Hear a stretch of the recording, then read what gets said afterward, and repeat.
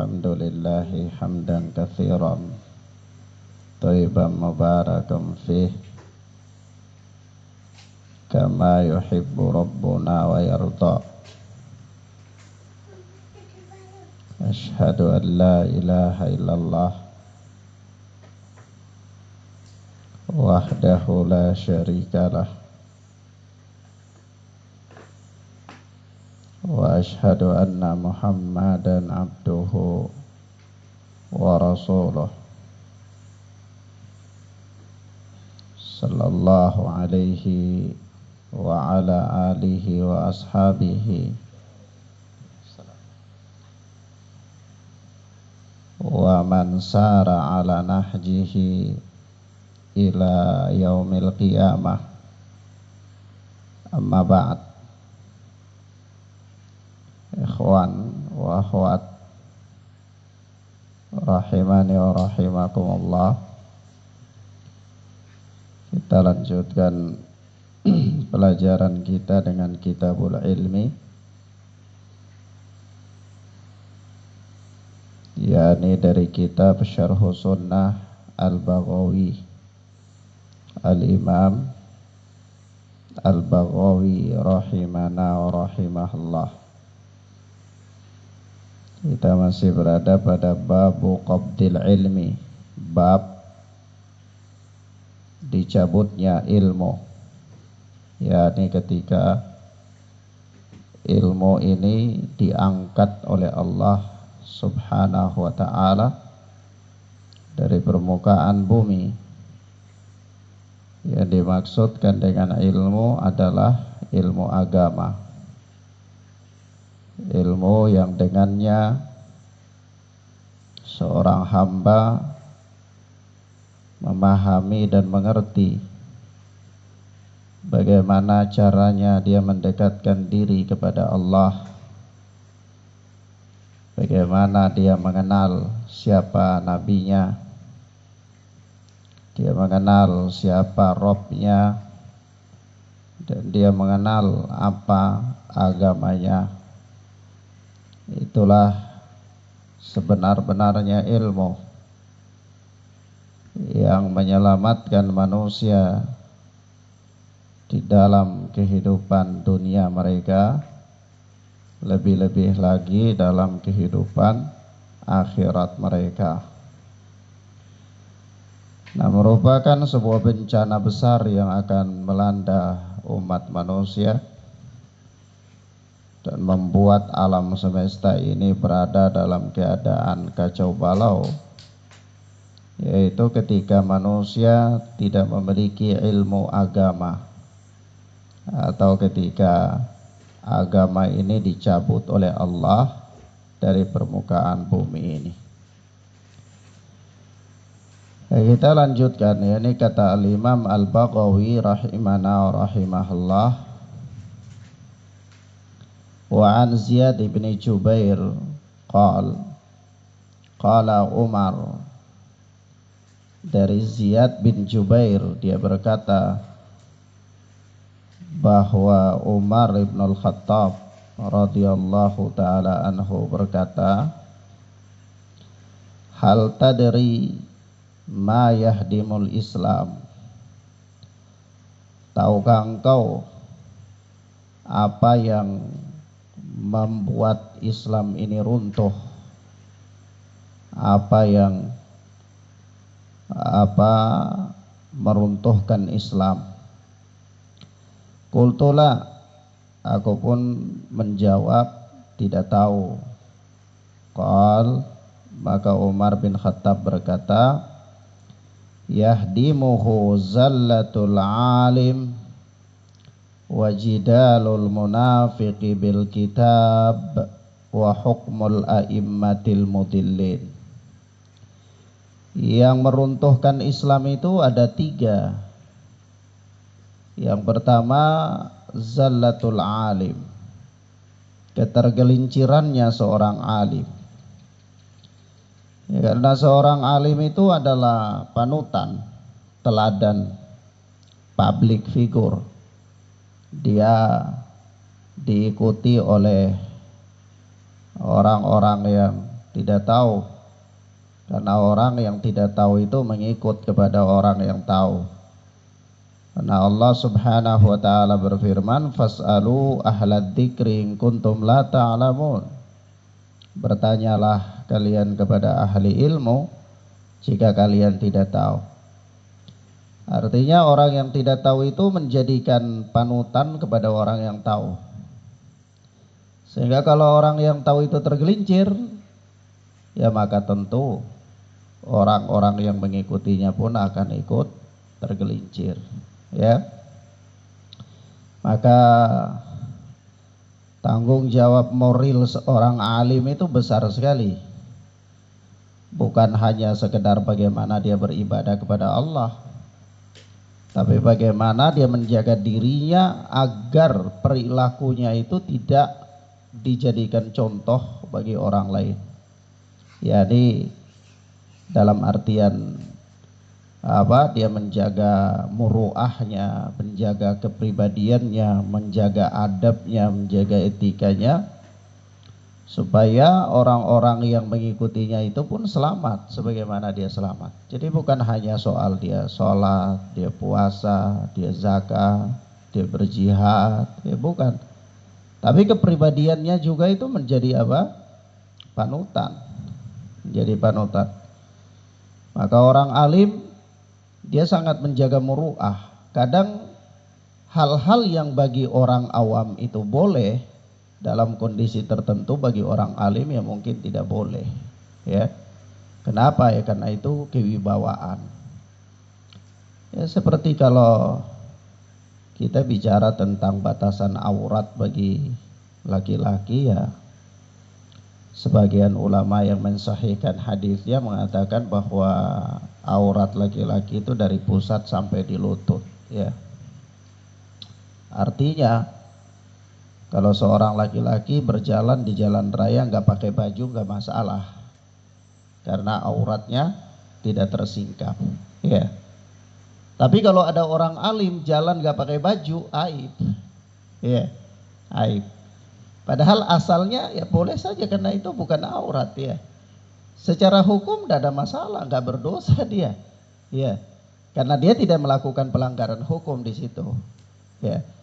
Hanya kepribadian orang alim itu muruahnya itu lebih tinggi daripada orang awam, ya. Jadi kadang-kadang orang awam boleh perkara yang mubah, bagi orang awam biasa saja, tapi bagi orang alim pantang, nggak boleh. Ya, misalnya orang awam ya main bola di jalan raya atau makan di jalan raya misalnya, itu biasa-biasa saja. Tapi bagi orang alim ya bisa jadi main bola di jalan raya atau makan di jalan raya itu aib, ya. Kenapa? Karena kewibawaan di situ terjaga. Nah, kalau sampai orang alim itu tergelincir, maka berapa banyak manusia yang mengikutinya pun akan tergelincir. Nah, ini bencana bagi Islam. Persoalannya adalah karena orang alim itu tanggung jawab moralnya begitu besar terhadap umat, maka jangan sok alim, ya. Nah, orang alim aja bahaya, ya. Innama yakhsyallaha min ibadihil ulama. Sungguhnya orang yang paling takut kepada Allah dari hamba-hambanya itu adalah ulama. Ya, orang ulama saja paling takut kepada Allah, orang alim. Nah, ini kita bukan alim, sok alim, ya. Sok alim. Baca Quran belum bisa, baca hadis pun masih belepotan, ya. Bahasa Arab nggak bisa, belum pernah belajar fikih secara tuntas, belum pernah juga belajar Al-Quran sampai selesai, tapi sudah ceramah di mana-mana. Ya bahaya. Menyesatkan umat. Menyesatkan apa? Umat. Jadi tidak boleh sok alim. Kalau tidak tahu ya tidak tahu saja. Jangan tidak tahu, saya kalau bilang tidak tahu ini aib nih, saya harus tahu. Akhirnya sok tahu. Ini bahaya, lebih bahaya. Benar-benar orang nggak tahu itu masih ringan daripada orang yang sok tahu. Nah, orang yang benar-benar nggak tahu ya udzur, ya udzur. Dia diberi udzur di sisi Allah, ma'fuun, dia dimaafkan oleh Allah karena benar-benar tidak tahu. Sebab itu kalau apa namanya,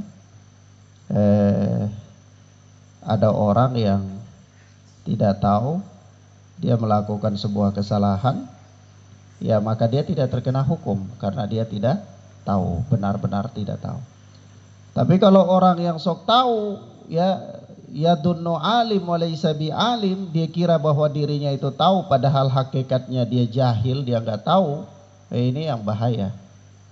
Dan yang paling banyak menyesatkan umat itu orang yang sok tahu. Orang yang apa? Sok tahu. Orang kalau tahu, alim, itu sedikit bicaranya, manfaatnya banyak. Tapi kalau orang sok tahu, bicaranya dari A sampai Z, 1 jam bicara, faedahnya ndak sampai 2 menit, ndak ada faedahnya. Cuma ngelantur kemana-mana, ngomong sana sini, ya, cerita, kisah-kisah pribadinya.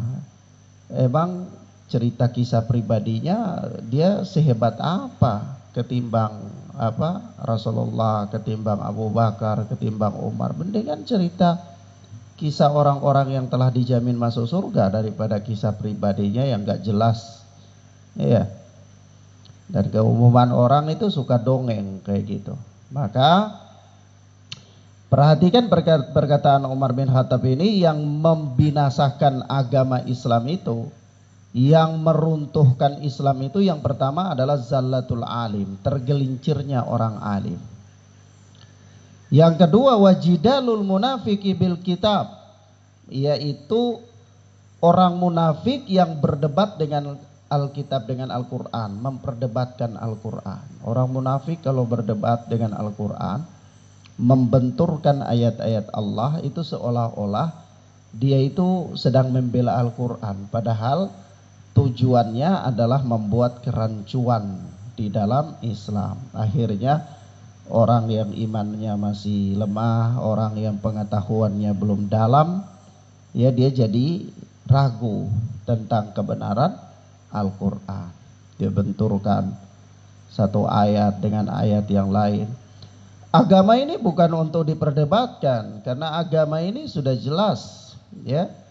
Agama ini halal haramnya jelas. Jadi tidak perlu diperdebatkan, cukup diamalkan saja. Gak ada gunanya didebatkan panjang lebar tapi amalan gak ada. Ya. Sehingga kita lihat orang ada hobi debat, belajar agama cuma untuk debat saja. Tetapi setelah dia debat, kita lihat dia nggak pernah hadir di masjid. Ya. Jadi hobinya cuma debat aja, cuma debat agama. Ini yang menghancurkan Islam. Orang munafik yang berdebat dengan Al-Quran itu adalah salah satu yang menghancurkan Al-Quran. Maka kita lihat ya, sekarang ini ya, kalau di tempat kita ini ya, Tehoro ini terlalu kecil ya. Kita belum lihat ada orang-orang yang punya disiplin ilmu yang hebat ya. Kalau di kota-kota besar ya banyak forum-forum perdebatan. Tapi kita lihat mereka selesai berdebat nggak sholat, ya. Nah, padahal yang mereka perdebatkan adalah apa? Al-Quran. Saya pernah tahun 2004 kalau tidak salah ya. Saya hadiri forum debat di UGM, di utara kampus pertanian UGM di Jogja sana. Di Masjid UGM beberapa kali saya hadiri forum diskusi, forum debat. Yang hadir itu mahasiswa tafsir ya, mahasiswa hadis. Tapi kalau antum lihat mereka, antum kira Iwan Fals yang masih jadi rocker, penyanyi rocker, rambutnya gondrong, ada botak di depan, ada ikat rambut. Jadi semua mahasiswa tafsir kan ya. Mahasiswa tafsir, mahasiswa hadis, mahasiswa filsafat. Waktu itu debat yang berlangsung itu terjadi antara ulil albab ulil absar dengan Ustadzuna Ja'far Umar Thalib rahmatullah alaih. Karena anak hadir, anak lihat mereka luar biasa ya, Islam teologi. Tapi diskusi selesai diskusi, waktu sholat tidak ada mereka di masjid. Ya, tidak ada mereka, satu pun tidak ada di masjid. Nah, inilah yang nanti mereka lulus jadi apa? Sarjana-sarjana agama, sarjana Al-Quran, sarjana hadis. Ya. Nah, inilah yang membuat Islam ini menjadi apa? Kacau balau. Ya, kenapa ya kawan? Karena hakikatnya ilmu itu adalah amal. Ilmu itu beramal. Orang punya ilmu itu dia amalkan ilmunya. Ilmu itu bukan untuk diperdebatkan, ilmu itu bukan untuk didiskusikan terus menerus tapi tidak ada amal.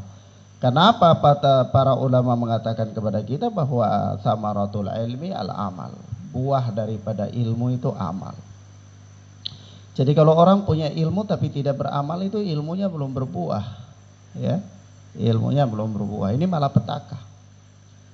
Kenapa ya kawan? Karena kalau soal ilmu saja, maka iblis laknatullah alaih juga berilmu. Iblis laknatullah alaih berilmu.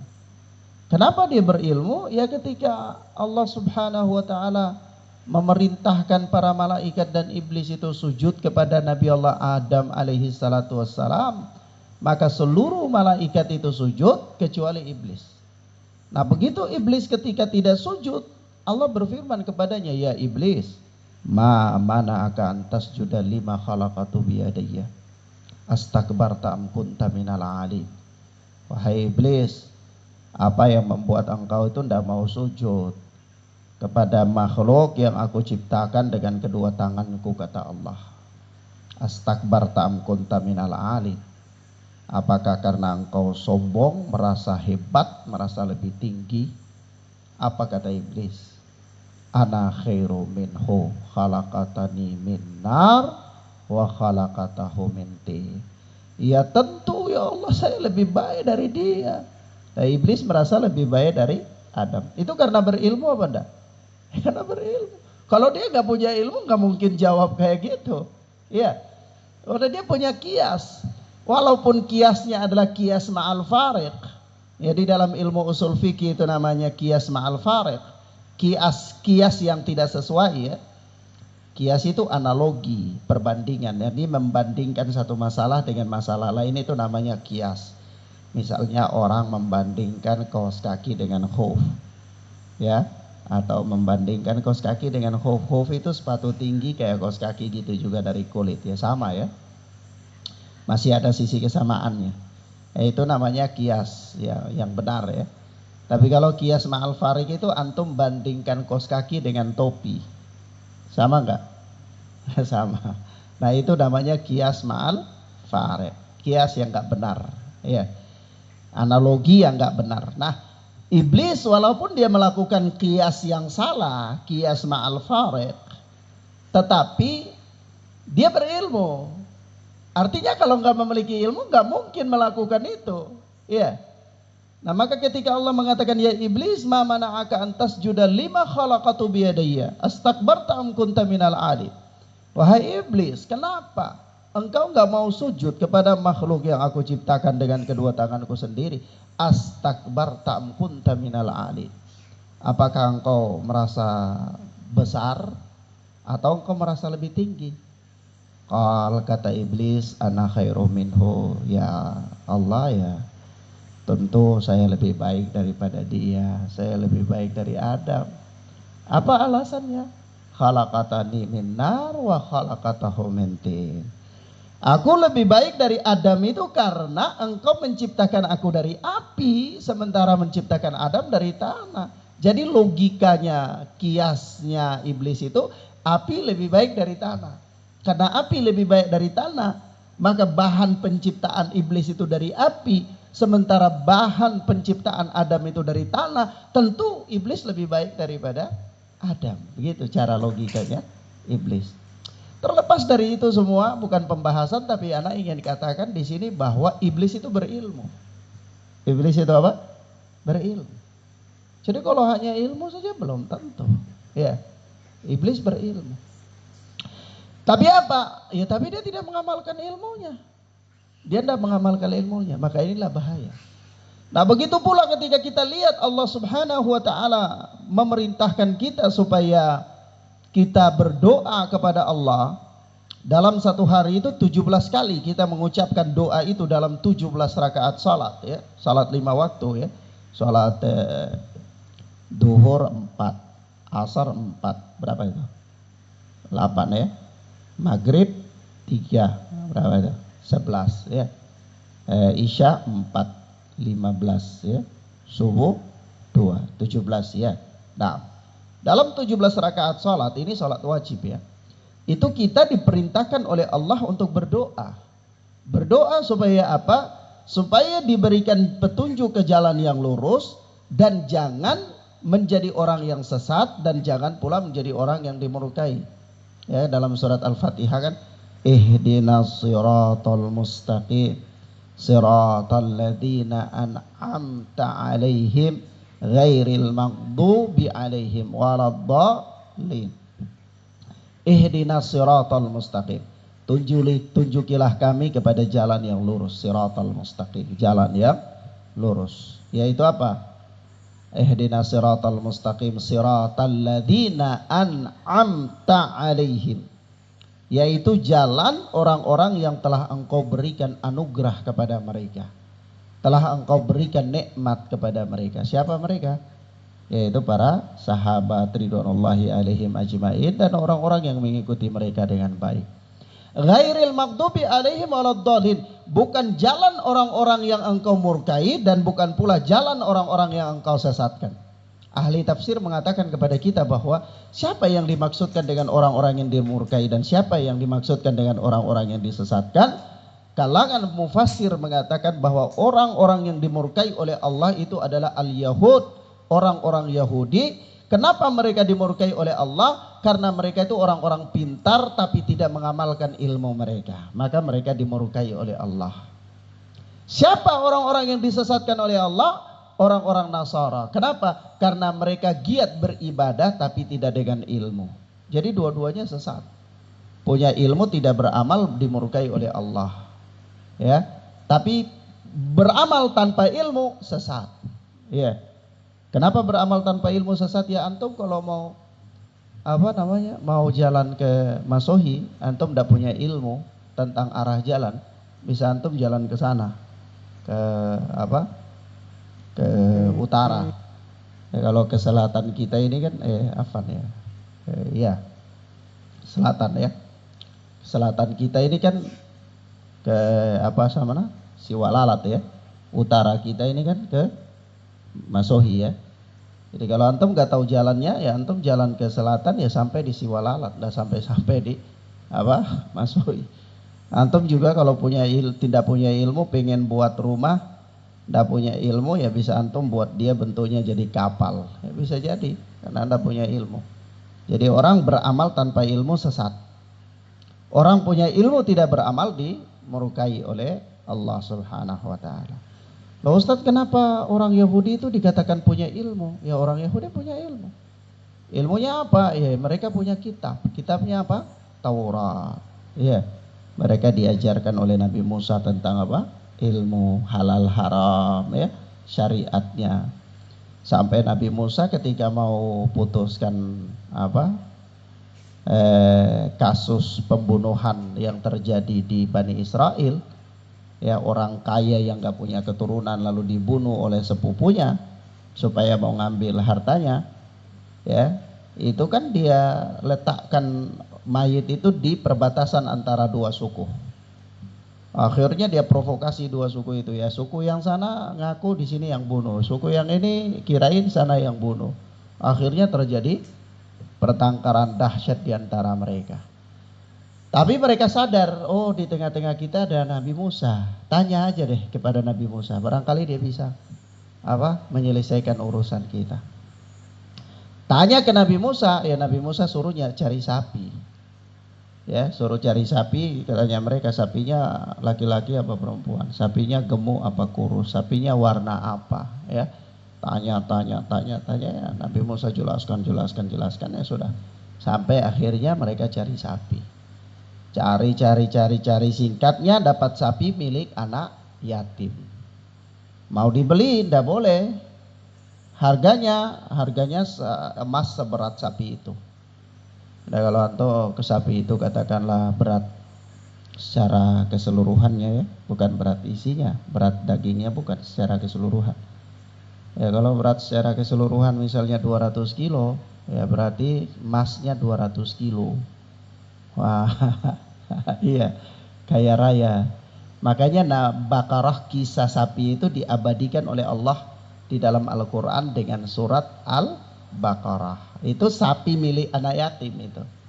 Ya, jadi dibayar 12 suku itu berunding, kumpulin uang, patungan, dapatlah emas seberat sapi itu, kemudian bayar ke anak yatim itu ya kayak mendadak. Sudah pulang, ambil sapinya pulang. Pulang, bawa pulang ke Nabi Musa, ya sapinya disembeli, ambil pahanya dipukulin ke mayat. Pukulin ke mayat, ya mayat itu langsung bangun. Bangun hidup, langsung sebutkan nama pembunuh. Yang bunuh itu ini, tak mati lagi. Ya, mati lagi. Akhirnya kasusnya terbongkar, ya. Nah, itu kisahnya.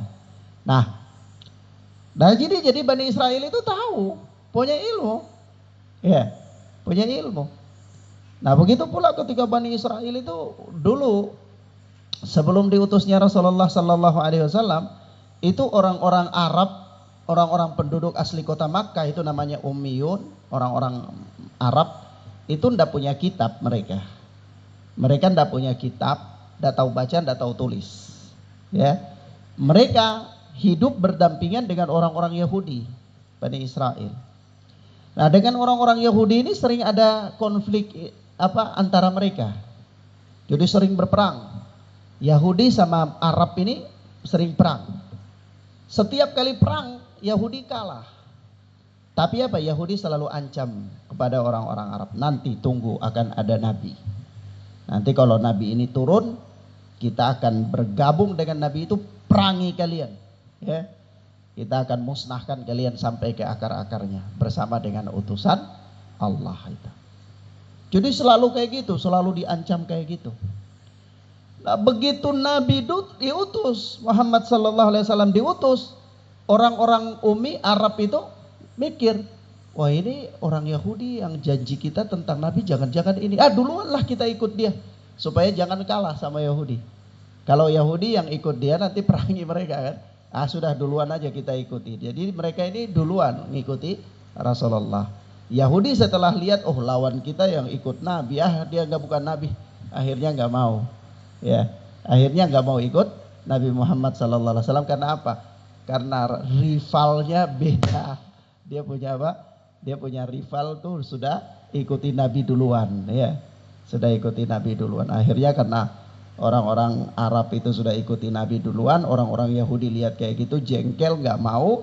Ditambah lagi mereka tadinya tuh punya asumsi ya nanti Nabi ini dari Bani Israel, karena selama itu kan Nabi dari Bani Israel ya, dari Nabi dari Bani Israel terus. Ketika di Nabi Muhammad SAW bukan dari Bani Israel tapi dari Arab, ya, dari Arab, dari Quraisy Bani Hashim, ya, Kinanah, Quraisy Bani Hashim. Ya, dari Bani Hashim itulah Rasulullah Sallallahu Alaihi Wasallam dipilih oleh Allah untuk jadi nabi. Jadi Yahudi nggak mau ikut nabi di situ, nggak mau ikut nabi. Ya di sini adalah bukti bahwa mereka itu berilmu apa enggak? Ya berilmu. Tapi apa yang terjadi? Justru mereka punya ilmu bukan membuat mereka itu semakin takut kepada Allah. Bukan karena mereka punya ilmu, jadi ilmu itu bukan membuat mereka itu semakin tunduk kepada Allah, tidak. Tapi mereka tidak mengamalkan ilmunya. Ya, karena tidak mengamalkan ilmunya, akhirnya mereka dimurkai oleh Allah Subhanahu wa Ta'ala. Nah ini, orang cuma debat dengan agama, debat. Hafal ini, hafal itu, lomba hafal Al-Quran. Ya. Dia hafal Al-Quran tapi waktu isya ndak sholat, waktu maghrib ndak sholat. Lagi apa? Lagi ikut hafalan Al-Quran, lomba hafalan Al-Quran. Kita lihat para qori, orang-orang baca Al-Quran hebat sampai ikut MTQ kabupaten, MTQ provinsi. Tapi kita lihat mereka pengamalannya semrawutan, kacau balau dalam mengamalkan agama. Nah ini dan itu merupakan salah satu yang menghancurkan Islam. Salah satu yang Menghancurkan Islam. Jadi Islam ini bukan hanya sebatas teori, bukan. Lebih dari itu, Islam ini teori dan pengamalan.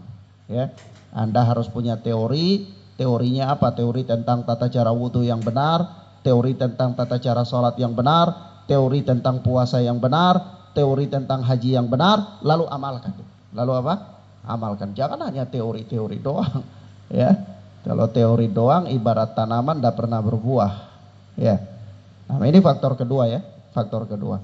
Jidalnya orang munafik, perdebatannya orang munafik dengan Al-Quran. Yang ketiga adalah wa hukmul a'immatil mudillin, ketetapan hukumnya para pemimpin yang sesat. Ya, ketetapan hukumnya para pemimpin yang sesat ini juga adalah merupakan apa? Sumber runtuhnya Islam, hancurnya Islam. Jadi para pemimpin ini ya memang ya harus dinasihati supaya dia menjadi pemimpin yang adil ya. Tapi kalau para pemimpin yang suka masuk keluar barbar ya, suka masuk keluar tempat-tempat kasino ya, para pemimpin yang gak dekat dengan ulama, para pemimpin yang sibuk saja urus kekuasaan, tidak pernah hadir di masjid, ini pemimpin apa? Ya, ini pemimpin apa? Nanti apa ya? Nanti ketetapan hukum yang dibuat pun ya ketetapan hukum yang kacau balau, di luar daripada keputusan hukum Allah dan Rasul. Nah, itu bisa menyebabkan terjadinya runtuhnya Islam. Jadi perhatikan ya kawan, ya, Athar Umar bin Khattab ini juga disebutkan oleh Al-Imam Ad-Darimi ya, disebutkan oleh Al-Imam Ad-Darimi dan ini sahih. Jadi kita lihat ya, ucapan Umar bin Khattab ini bahwa menjadi catatan penting bagi kita bahwa Islam ini runtuh itu dengan 3 perkara. Perkara pertama, tergelincirnya orang alim. Kalau kita lihat orang alim sudah sibuk dengan urusan dunia kesana kemari, sudah tidak lagi membina umat untuk taat kepada Allah, ini bahaya. Ini apa? Bahaya. Nah begitu pula kalau kita lihat orang cuma hobi debat dengan agama, pengamalannya nggak ada, ini pun bahaya.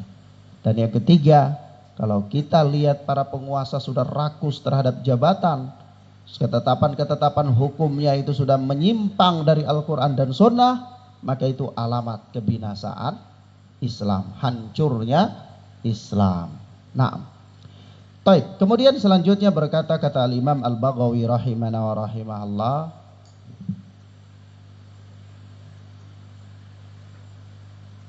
belum jam 8 ya. Nah, berkata Imam Al-Baghawi rahimana wa rahimahullah, qala Ibnu Mas'ud radhiyallahu anhu, berkata Ibnu Mas'ud sahabat Nabi ya. Ibnu Mas'ud ini sahabat Nabi ya, beliau termasuk ulama di kalangan sahabat ya, beliau alim ya, dan tidaklah kita lewati bab-bab dalam permasalahan agama, melainkan kita dapati di sana ada pendapat-pendapat Ibnu Mas'ud radhiyallahu taala anhu. Kata beliau, alaikum bil ilmi qabla ayyuqbada, wajib bagi kalian untuk belajar sebelum ilmu itu dicabut oleh Allah. Wa qabduhu dhahabu ahli, dan caranya Allah mencabut ilmu itu dengan apa? Hilangnya ahlinya. Ulamanya hilang, meninggal, ulamanya enggak ada lagi. Orang alim sudah meninggal. Wa alaikum bil ilmi, dan wajib bagi kalian untuk belajar, fa inna ahadakum la yadri mata yuftaqaru ilaih.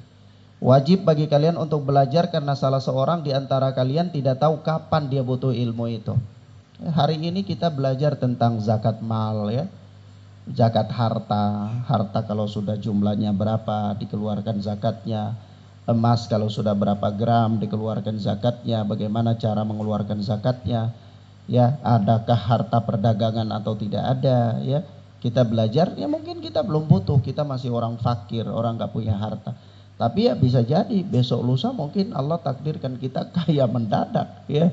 Punya harta ya kita harus kasih keluar zakatnya.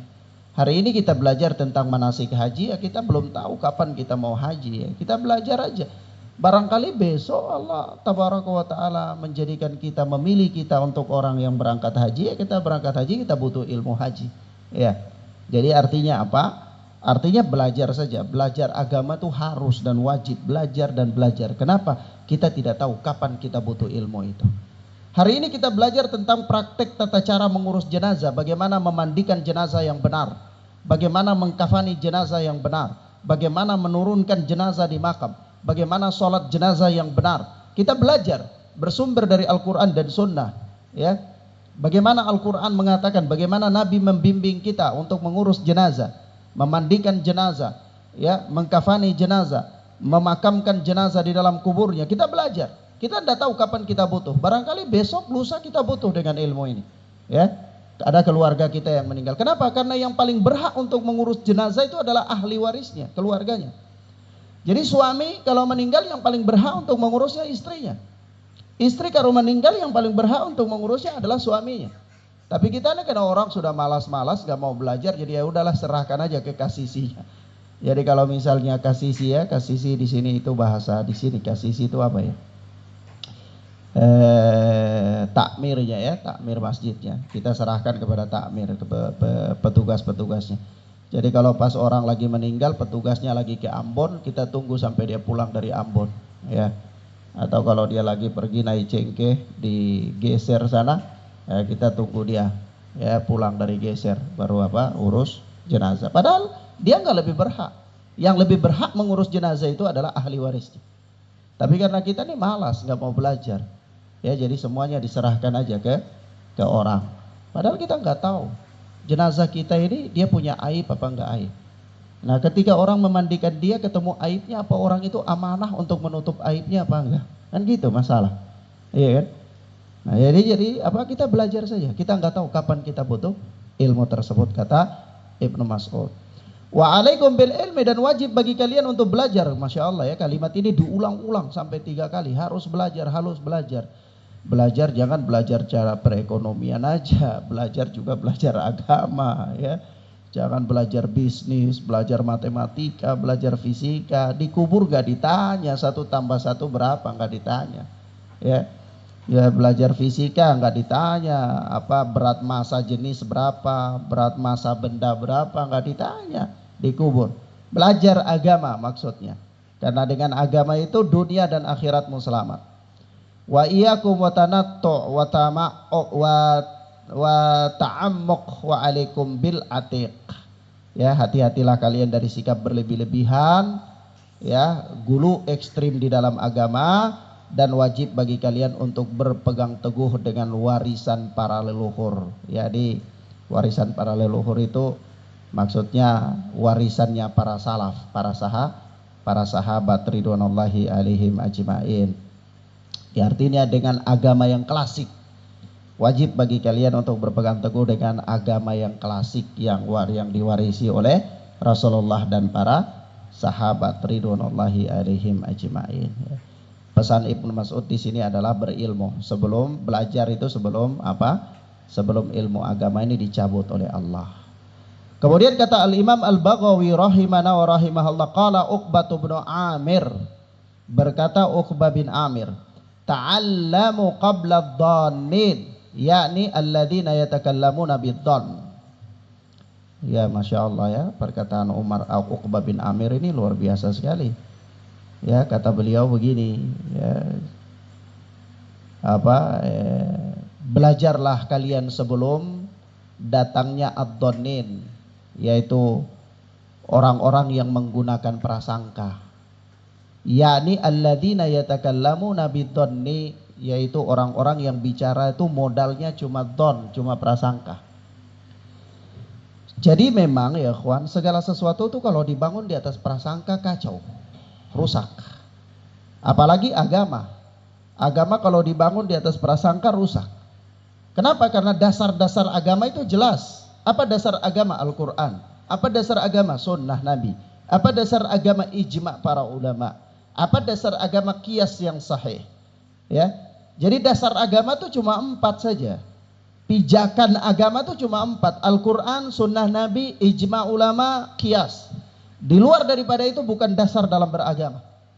Jadi kalau ada orang dia beragama, dia tidak menyampaikan Al-Quran, dia tidak menyampaikan Sunnah Nabi, dia tidak menyampaikan Ijma', dia tidak menyampaikan Qiyas, itu bukan agama. Itu bukan apa? Agama. Apalagi cuma praduga. Nah, kalau orang dalam urusan dunia saja kalau praduga repot, ya.